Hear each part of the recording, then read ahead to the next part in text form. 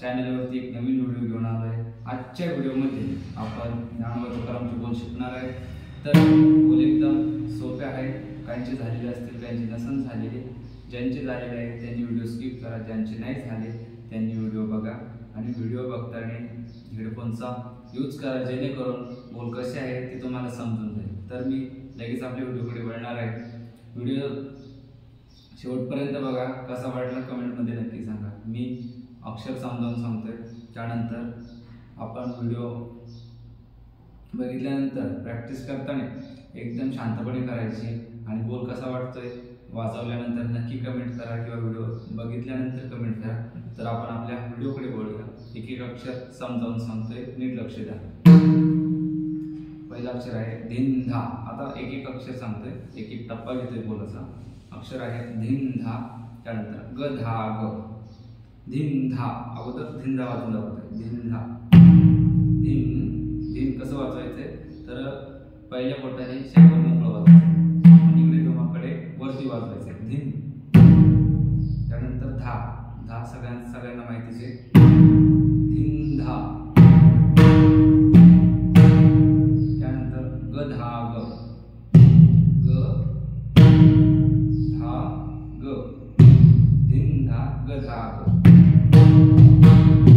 हा झाला अर्धा बोल। त्यानंतर पुढे धिन ता ग ता ग। त्याच प्रकारे धिन ता, शाईकडे फक्त सिंगल वाजवायचे।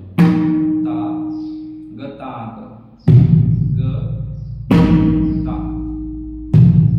आता शेवटचा ग नॉर्मली वाजवायचा आहे, असं या प्रकारचे वाजवलं त्याचं आहे ग ता ग। धिन धा ग धा ग, धिन ता ग ता ग।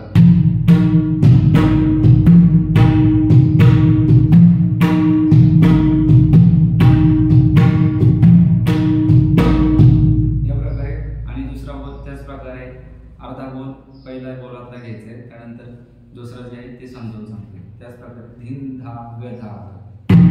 धिन धा ग धा ग, धिन धा ग धा ग। आता पुढे धेत्ता घे न धा ग। धेत या प्रकारे धेत वाजवायचं आहे। शाईवर 3 बोटाने दाबून आणि इकडे वरती ग वाजवायचं आहे। ता, सिंगल ता। धेत्ता घी घी, या ठिकाणी दोमाकडे वरती 2 वेळा घी घी। न धा ग, आता न 3 बोटाने शाईवर वरती दाबून असेल, फक्त शाईवर वाजवायचं। न धेत्ता घी घी न धा ग। न धा धेत्ता घी घी न धा ग। धेत्ता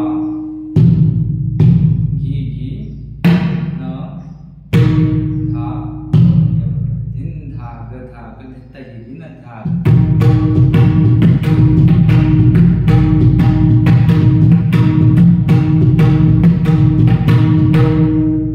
कोणत्याही प्रकारे ज्ञानोबा तुकाराम म्हटलं, कोणत्याही चालीत म्हटलं, कोणत्याही प्रकारे म्हणून हेच बोल वाजवायचे। बोल कसे वाटले कमेंटमध्ये नक्की सांगा आणि नवीन असाल तर चॅनलला सबस्क्राईब करा आणि व्हिडिओला लाईक करा।